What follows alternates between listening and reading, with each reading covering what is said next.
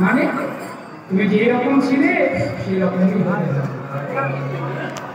একটা বন্যাতে গোটা গ্রাম ডুবে গিয়েছে, গোটা গ্রাম ডুবে গিয়েছে, সবাই তলিয়ে গেছে জল, কিন্তু একটা ইঁদুর সে ভাসতে ভাসতে পাহাড়ের চূড়ায় গিয়ে বসতে, আর একটি বিড়াল গিয়ে বসতে।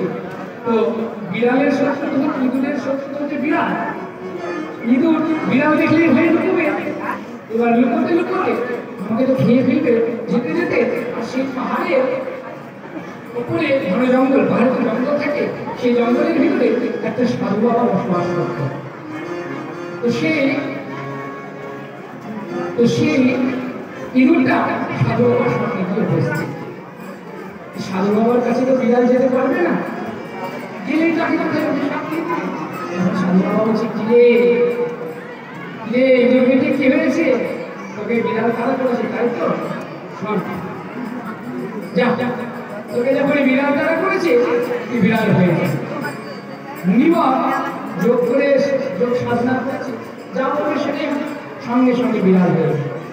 তো বিড়ালকে দেখে বিড়াল কোনদিন মারামারি করে না, তাকে দেখে পালিয়ে গেল। তো বনে ঘুরে বেড়াচ্ছে সেই বিড়াল, ঘুরে বেড়াতে বেড়াতে হঠাৎ একদিন একটি তার সামনে কুকুর পড়ে গিয়েছে, কুকুর পড়ে গিয়েছে। এবার প্রাণ বাঁচাতে বাঁচাতে আবার সেই সাধু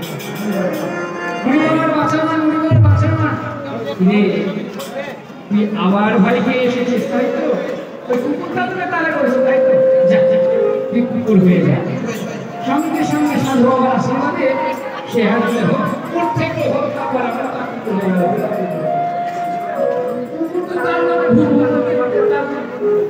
চলে গেল। সে কুকুর আবার ঘুরে বেড়াচ্ছে, ঘুরে বেড়াতে বেড়াতে বাঘ যখন বাঘের প্রধান খাদ্য, মানুষের প্রধান খাদ্য কি ভাত, মানুষের প্রধান খাদ্য ভাত, বাঘেরও প্রধান খাদ্য আছে কুকুর। ওর সামনে কুকুর দিয়ে দেবেন, মানুষ দিয়ে দেবেন, ও মানুষকে খাবে না, কুকুরকে খাবে। বাঘের প্রধান খাদ্য হচ্ছে কুকুর।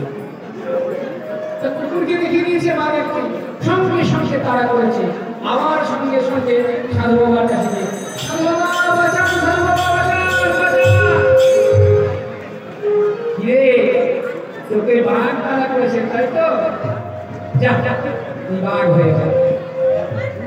বাঘ হয়ে গেল, বাঘ তোকে তাড়া দিল, বনের ভেতরে ঘুরছে বাঘ রাজা, বনের ভেতরে ঘুরতে ঘুরতে তার মনে হঠাৎ একটা পরিবর্তন হলো, যে এই বনে আমি ঘুরে বেড়াচ্ছি, সাধু বাবা তোমাকে বাঘ করলো, সাধু বাবা যদি সবাইকে বলে দেয় আরে ইঁদুর ছিল, আমি তো ওকে বাঘ করে করলাম, আমার মান সম্মানটা খাই যাবে না, না থাকলে বাঁশ, না বাজলে বাঁশি, না বাজলে বাঁশি, বাঁশ থাকলে তো বাঁশি বাজবে, আর বাঁশি যদি না থাকে বাঁশি কেমন হবে, বাঁশি বাজবে।